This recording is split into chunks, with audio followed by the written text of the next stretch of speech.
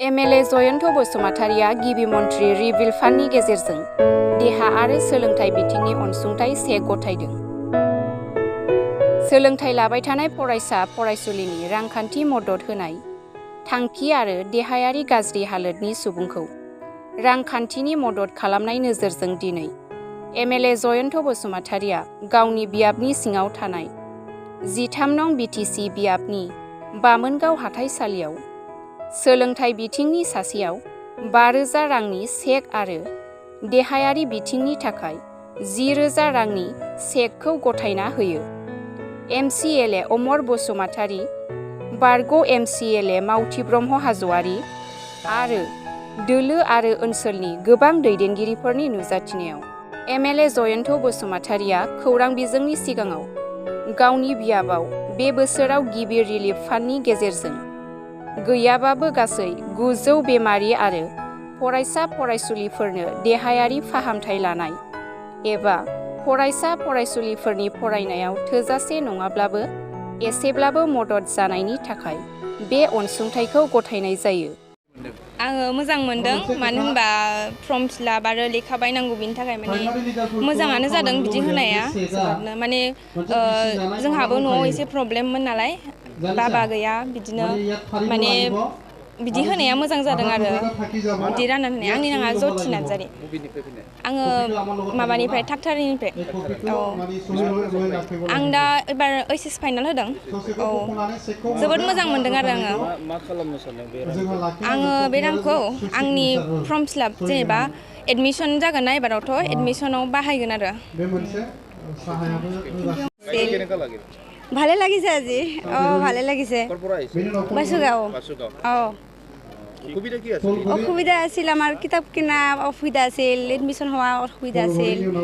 এইবিলাক পইচাটো দিলে আমাৰ ভালেই হ'ল, কিতাপ কিনিব পাৰিম, এডমিশ্যন হ'ব পাৰিম। হা? চৰকাৰক আমি ভালে ক'ম আৰু কি, আমাক ভালে সুবিধা দিছে, পঢ়া শুনাৰ কাৰণে সুবিধা দিছে। বহুত খুশি লাগছে আৰু কি, মনটো বহুত ভাল লাগছে। আজি বহুত ভাল লাগিল, আমাৰ এমএলএ ছাৰে আমাক 5,000 কোটি টাকা দিছে পঢ়া শুনা কৰাৰ কাৰণে। আমাৰ নিচিনা দুখীয়া মানুহ যদি এনেকৈ সহায় কৰে তেনেহ'লে আমি অলপ পঢ়াত সহায় হয়। অসুবিধা কি আছিল আপোনাৰ এডুকেশ্যন আমাৰ এডমিশ্যন লোৱাৰ টাইমত আমিতো গৰীব মানুহ, টাকা পইচা নাথাকে, তাও কষ্ট কৰি এডমিশ্যনটো কৰিব লাগিব। এইটোৱেই আমাৰ অসুবিধা আছিল। আৰু কিতাপ কিনাৰ টাইমতো কিতাপবিলাকো বহুত দাম হয় না, আৰু নতুন নতুন কিতাপ ওলাই আছে, তো এইকাৰণে এইবিলাক অসুবিধা আছিল আৰু এইটো এতিয়া আমি পালোঁ। এতিয়া আমাৰ অলপ সহায় হ'ল। এনেকৈ যদি এমএলএ সাহেব আমাক দি থাকে তেতিয়াহ'লে আমাৰ ভৱিষ্যতে আৰু ভালেই হ'ব। হা? গড় আমাৰ বাসুগাঁৱৰ পৰা।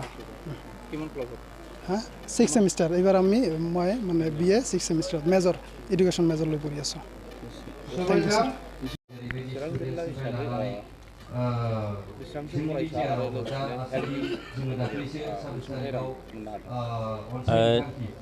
चिफ मिनिस्टार रिलिफ फान्डनिफ्राय बोसोरफ्रामबो 900 बा 950 बेबायदि चेक जों होनो हायो। देग्लाय 900 सुबुंफोरनो, बेमारि आरो फरायसा 900 सुबुंफोरनो जोङो चेक रानदों।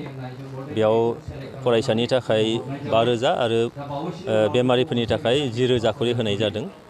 जे आङो थांनाय बोसोरनैयाव नुदों जे गोबां माखासे गार्जेनफोर फैयो जोंनियाव बिजाब बायनो, एडमिसन होनो फैसा बिफैयो। फरायसाफ्राबो एखे, रुगियाफ्राबो फिसा मोनसे बेमारखौनो गाव फाहामनो हायैनि थाखाय मोनसे राङारि मदद बिफैयो। गोबां बेबायदिनो फिसा बेमारानो उनाव गिदिर जानानै गिदिर बेमार केन्सारसिम बारस्लायलांनाय बायदि बिदिन्थिबो दङ। दा बेखायनो फरायसाफ्राबो जाहाथे एडमिसनाव मदद जायो, बिजाब बायनो हायो, बेजों सोरहाबा ड्रेस जाहाथे बायनो हायो। डाइभार्स माखासे जेंना दङ फरायसाफोरनियावबो। दा बेखौ जाहाथे बेखिनि 5,000 गोबां फैसा नङाब्लाबो बेखिनि रांखौ बिथांमोननो जाहाथे एसे मदद जानाय बायदि होनाय जादों। आरो गोरिब न'खरनि सुबुंफोरनो बेखौ होनाय जादों। न'खरसेयाव बोसोरसेयाव सासेल' जाहाथे मोनो बेखौबो नायनाय जादों। न'खराव जाहाथे एसे साख्रि गोनां मोजां न'खरा जाहाथे बिथांमोननो होथ'नाय जाया बेखौबो नायनाय जादों।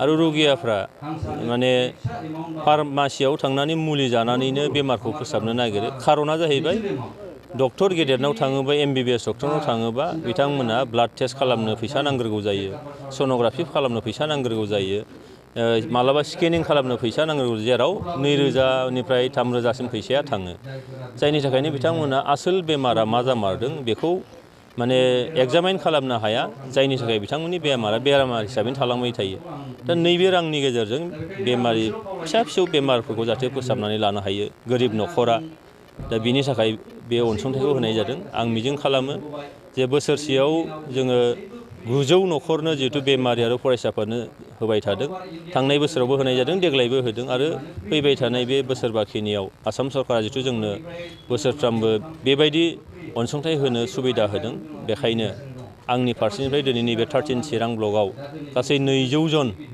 माने रुगि आरो फरायसाफोरनो बे चेकखौ राननाय जादों आङो जोबोद मोजां मोनदों जे फरायसाफोरखौ एसेब्लाबो मदद खालामनो हानानै रुगियाफोरखौ एसेब्लाबो बिथांमोननि गोसोआव मोनसे गोजोननाय होनो हानानै आं जोबोद गोजोननाय मोनदों। गिबियावनो बे बड'लेण्ड थान्दै रादाब नायगिरि रायजो राजानिसिम आंनि अननायखौ बावहरनाय जाबाय आं गोजोननाय मोनदों 10,000 चेक सार MLA जोंथ' बसुमतारी बिथांनि आखाइनिफ्राय नाजानाय आंनि बेमारा बेनो गाराय सिफथि जानानै दङ आरो ओमफ्राय आथिं सिबि गनानै लोरिना दं माबायदि हेफाजाब जागोन बे फैसाजों बे फैसाजों जोंनि थाखाय थोजासे नङाब्लाबो बेनो बहानि 10,000 फैसाया माने बेजोंनो जों चेकआपआव थांनानै मुलि दावालि लायनो हायो जथेस्थ' बेनो आं बामगाव गामिनि